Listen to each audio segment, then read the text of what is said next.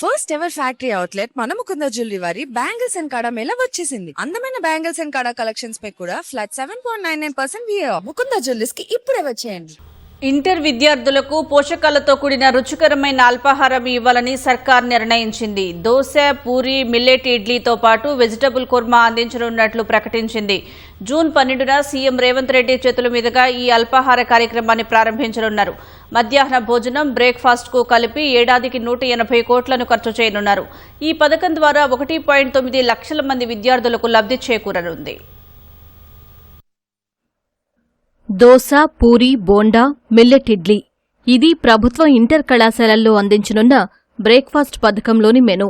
Intermediate దశలో విద్యార్థులకు నాణ్యతతో కూడిన బలవర్ధక ఆహారం అందించాలని ముఖ్యమంత్రి రేవంత్ రెడ్డి సంకల్పించడంతో ఇంటర్ విద్యార్థులకు బ్రేక్ఫాస్ట్ పథకం ఈ విద్యా సంవత్సరం నుంచి ప్రారంభమవుతోంది. ఇందులో భాగంగా విద్యార్థులకు పోషకాలతో కూడిన రుచికరమైన ఆహారం అందించాలని నిర్ణయించింది. ఈ మేరకు వారం రోజుల పాటు అందించే మెనూని విడుదల చేసింది. తొలి రోజు దోశ, చట్నీ, రెండో రోజు మిల్లెట్ ఇడ్లీ, సాంబార్, మూడో రోజు పూరి, మిక్స్డ్ వెజిటబుల్ కుర్మా, నాలుగో రోజు బోండా, చట్నీ, ఐదో రోజు ఇడ్లీ, చట్నీ, ఆరో రోజు ఉప్మాతో పాటు చట్నీ లేదా సాంబార్ అందించనున్నారు.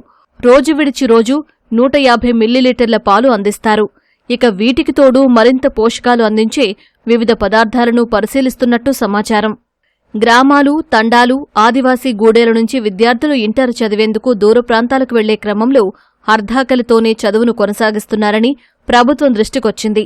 ప్రభుత్వ, ఎయిడెడ్ కళాశాలల్లో చదివే విద్యార్థుల్లో అత్యధికులు బలహీన వర్గాలు, ఎస్సీ, ఎస్టీ, మైనారిటీ, ఆర్థికంగా వెనుకబడిన వర్గాలకు చెందిన వారే అని ప్రభుత్వం గణాంకాలు చెబుతున్నాయి.